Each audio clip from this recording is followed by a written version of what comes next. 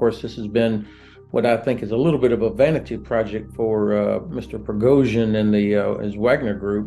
Fortunately, the Russians have got so much internal strife going on. Prigozhin and Shoigu hate each other. So you don't see any examples or evidence of a joint integrated fight or a cohesive command structure or a cohesive plan for the way ahead.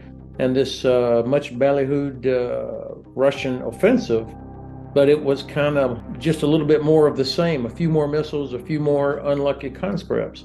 And I do think that they have culminated and that they are trying to hang on to what they have. So building of defenses, that sort of thing, in hopes that we will grow tired of this and that the Ukrainians would not be able to have enough capability to launch their own counteroffensive. I think that's what the Russians are hoping for, but of course I think they're sadly mistaken. During a recent interview, retired General Ben Hodges expressed his perspective on the ongoing conflict between Ukraine and Russia. Notably, the Donetsk region has been the epicenter of the most intense fighting in the Ukrainian war. General Ben Hodges criticized the Russian military's failure to capture a significant area of the Donetsk region despite having a numerical and resource advantage.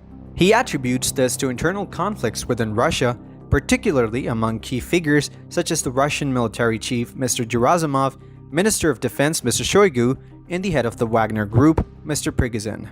General Hodges suggested that the lack of a cohesive plan among these key figures has hindered the Russian military's effectiveness in the conflict. He believes that internal strife within the Russian government and military has prevented the development of a clear strategy for the conflict. As a result, the Russian forces have failed to achieve their objectives in the Donetsk region, despite their numerical superiority. Furthermore, General Hodges pointed out that the conflict in Ukraine has not only been a military one, but also a political one. He noted that Russia's illegal annexation of Crimea and its support for separatist movements in eastern Ukraine have drawn international condemnation and sanctions. The general emphasized that diplomatic and economic pressure, in addition to military action, has been critical to countering Russian aggression in the region. General Hodges also discussed the role of the United States and NATO in the conflict. He emphasized that the United States and NATO have provided military training and equipment to Ukrainian forces, and they have also imposed sanctions on Russia. Additionally, the general stressed the importance of maintaining a strong military presence in Europe to deter Russian aggression in the region. Listen to what General Hodges has to say. The part I cannot explain, of course, is why is it that it seems the women of Iran are more courageous than the people of Russia? I mean, why?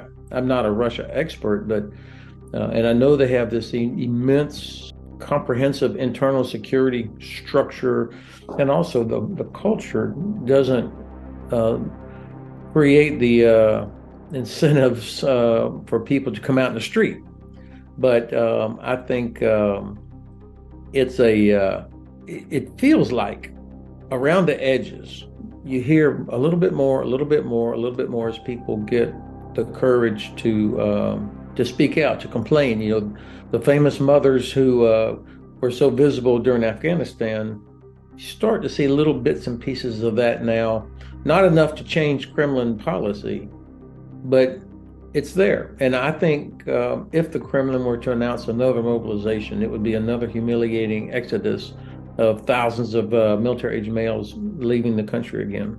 There's no doubt that Putin, the recently indicted President Putin, by the way, has worked hard over the last 2 decades to capture the historical narrative, to take the narrative of the Soviet Union and make it the narrative of Russia. And I think you made a good point that perhaps during the time of the Soviet Union, where you still had people that had literally survived, their parents and grandparents, and even themselves survived the so-called Great Patriotic War, where the Soviet Union was attacked. That's missing now. And I think, of course, there will be a percentage of people, just like there are in the United States, a large percentage of people that will buy into this false narrative. But I think younger Russians probably don't feel the threat that Putin describes out there, and I think that's what makes this a little bit different. I mean, when they announced the mobilization last September, and 500,000 military-age males left the country, that was a heck of an insight into how Russians think about this. This nonsense about Crimea is like Holy Land almost for the Russians. No, it's not. It's a great place to go holiday, but when those people, you remember the video of the people at the beach there when the air base nearby was hit. I mean, the next day they were driving as fast as they could to get out of there. Nobody was going to the recruiting office saying, "Hey, I want to fight and defend Crimea." No, I mean, I can remember as a lieutenant in 1981 in northern Germany. Everything was about deterrence. It was the height of the Cold War. We were modernizing big exercises, and I can vividly remember my battalion commander talking about the importance of maintenance. You had to be ready to fight tonight. We didn't want to have convoys with vehicles broken down on the side of the Autobahn because that would send a signal to the Soviets that we were not ready to fight. And so, I mean, there was an intensity about readiness that you would expect when your potential adversary just 3 or 4 hours away on the other side of the inter-German border with 1 million troops and part of their own alliance, the Warsaw Pact. Chemical weapons, we trained chemical environment, we trained for tactical nuclear environment. It was very real. And but at the same time, I can remember people saying, okay, settle down. Yes, they have millions of people. Yes, they have thousands of tanks. Yes, they practice this, but they are not 10 feet tall. They still have issues. They still have weaknesses that we can exploit. So there was caution even back then. Certainly, I was guilty when I was commander of NATO's Land Command in Izmir from 12 to 14, and then of U.S. Army Europe from 14 to 17 of overestimating Russian capabilities. I got locked in on their modernization effort, the amount of money they were spending on new kit, and of course you hear the size, they have 1 million plus or whatever. At the same time, in U.S. Army Europe, the last tanks had just left. I mean, we didn't even have an armor brigade anymore, and the Bundeswehr was downsizing. The UK, the British Army, was leaving the continent, and on and on and on. The Dutch had given away all of their tanks, or sold them. The Dutch don't give away. They had sold their Leopards. And so I think we had 4 ships for U.S. Navy Europe. That was it. And so, yes, of course, I was concerned.